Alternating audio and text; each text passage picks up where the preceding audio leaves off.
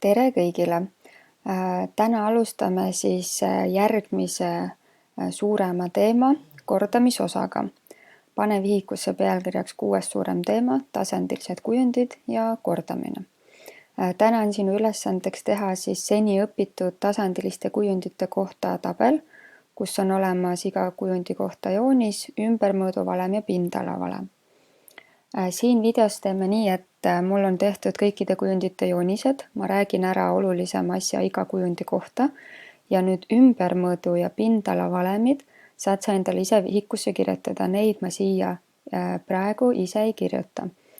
Sa saad neid valemeid otsida näiteks oma eksamiraamatu kuskilt keskelt, kus oli minu meelest kõikide kujundite valemid, et võid selle endale praegult juba kõrvale lahti otsida. Nii, jaota oma vihik siis 3 osaks. Esimene osa võiks kõige laiem olla, teised 2 tulpa siis natukene lühemad või tähendab kitsamad. Nii, alustame esimesest kujundist. Esimene kujund on ruut, mida sa oled kõige varem õppinud. Ruudu küljepikkus on A, kõik tema küljepikkused on A-d ja ruudul on täisnurgad. Ümbermõõdu valem on siis kõik küljed kokku liita, 4 A-d ja pindala oli siis A korda A. Ja pane need siis õigete valemite ja tähistustega kirja. Lähme edasi. Järgmine kujund on ristkülik ja ristkülikul on siis küljed A ja B. Vastasküljed on paralleelsed ja võrdsed ja teised vastasküljed samamoodi ja nurgad on täisnurgad. Ja otsi siis välja nii ümbermõõdu kui pindalavalem. Neid sa tead alates, ma arvan, et 5. klassist või isegi varem. Nii, kui me liigume veel edasi, siis jõuame 6. klassi, kus sa õppisid siis selgeks kolmnurga. Kolmnurgal on nurkade summa 180 kraadi ja küljed siis A, B, C. Nüüd ümbermõõdu jaoks saad sa need lihtsalt kokku liita, aga kolmnurga pindala jaoks on sul vaja leida siis kolmnurga kõrgus. Ja kolmnurga kõrgus tähistati H-tähega ja täisnurga märgi peaksid ka siia tegema. Ja otsi siis jällegi valemid kõrvale välja. 6. klassis siis lisaks kolmnurgale õppisime teiega ka ringi. Ringil on oluline lõik siis raadius keskpunktist ringjooneni ja raadius on siis sees nii ümbermõõdu kui pindala valemis. Edasi 7. klassis õppisid sa selgeks rööpküliku ja rombi. Rööpkülikul on ka siis küljed A ja B.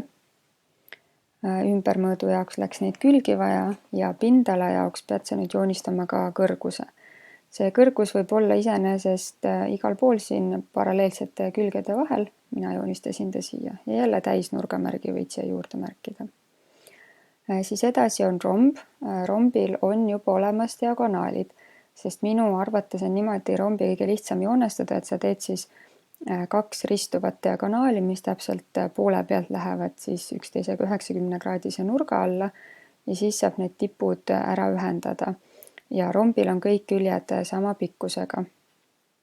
Nüüd rombi ümbermõõt on sama, mis ruudu ümbermõõtki, aga rombi pindala valemit on nüüd 2 tükki. Ma loodan, et seal eksamiraamatus on ka sul 2 tükki, üks on seotud aluse ja kõrgusega, aga rombi kõrgus on nüüd nii nagu rööpküliku kõrgus, et ta peab olema paralleelsete külgede vahel. Ehk siin ka paralleelsete külgede vahel. Nii, näiteks selline näeb siin kõrgus välja, siin on 90 kraadi. Ja teine rombi pindala valem on seotud siis tema diagonaalidega, mis on omavahel risti ja mis mul on ka kirjas. Diagonaale tähistatakse D1 ja D2. Et otsi see rombile siis 2 pindala valemit. Nii, ja viimane kujund, mis me teiega 8. klassis õppisime, oli trapets. Trapetsil on 2 alust ja siis on trapetsil haarad, alused on paralleelsed. Ümbermõõdu jaoks jällegi tuleb kokku liita kõik küljed, aga pindalavalemis on nüüd lisaks alustele ka kõrgus sees, nii et trapetsil ka siis tuleb kõrgus joonestada. Kõik need kujundid, mis praegu siia said, on meil varem õpitud ja sa pead teadma kõikide nende kujundite siis ümbermõõdu ja pindala valemeid ja oskama ka siis arvutada ümbermõõtu ja pindala. Teeme ühe näite ülesande, kus on kujund pandud kokku siis mitmest sulle tuttavast kujundist. Me oleme neid ka varem teinud, teeme lihtsalt kordavalt läbi. Nii, mul on siin esimene kujund sul ees. Nüüd, kui sa natukene mõtled, siis kuidas sa selle tükkideks teeks, et mis kujunditest ta koosneb? Mina teeksin siis siia selle raadiuse pikenduse ja siis ma näen, et siin on pool ringi ja siin on üks trapets. Siis kirjutamegi välja, et meie pindala koosneb kahest osapindalast. S1 on minul siis see pool ring ja S2 on trapets. Siis kirjutame mõlema osa kohta valemi. Poolringi pindala on siis ringi pindala jagatud 2 ja siia kõrvale kirjutasin ka trapetsi pindala valemi. Nüüd oleks siis vormistada mõistlik nii, et sa kirjutad välja andmed, siin siis raadius võrdub. Raadius on siin 10 ja S1 on siis pi korda 10 ruudus jagatud 2, saad S1 välja arvutada. Ja S2 on siis trapetsi aluste summa jagatud 2 korda kõrgus. A on siis pikem alus, võtame selle 24, B on lühem alus ehk 12 ja trapetsi kõrgus on siin 16. Ja kui sa nüüd need valemiks kokku paned, saad ka S2 välja arvutada ja kõige lõpuks tuleb need 2 siis veel kokku liita. Ja siin on siis olemas mõlema kujundi täislahendus. Vaata korraks seda ringi pindala arvutamist. Pi korda 10 ruudus jagatud 2. Ma arvutan kõigepealt ära selle tagumise osa, et 10 ruudus on 100, jagan 2 on 50 ehk 50 pi. Vaat see 50 pi on nüüd täpne väärtus. Ühes ülesandes, mis ma sulle täna veel annan, mis on selle ThatQuizi programmis, siis seal tulebki sul vastus sisestada sellisel kujul, et 10 piid. Ja muidugi saab siis arvutada välja liigikaudse vastuse, kui 50 korrutada siis piiga läbi ja 157 ruutmeetrit on liigikaudu. Trapetsil mingit erisust ei ole, kui sa kalkulaatoriga sisestad, siis see 24 pluss 12 peaks olema sulgudes, et sul tuleks õige vastus välja ja lõpus siis kokkuliitmine. Lahendame ka teise sarnase ülesande. Erinevus seisneb selles, et siin ei ole 2 kujundit kokku pandud, vaid ühest kujundist on teine kujund välja lõigatud. Ja seda näeme kõige paremini, kui me üritame selle suurema kujundi täiskujundiks joonistada. Selleks tuleks siia siis teha üks abijoon ja siis sa näed, et siin on üks rööpkülik, millest on välja lõigatud kolmnurk. Ehk nüüd tuleb sul pindala leidmiseks teha lahutamistehe S1 miinus S2.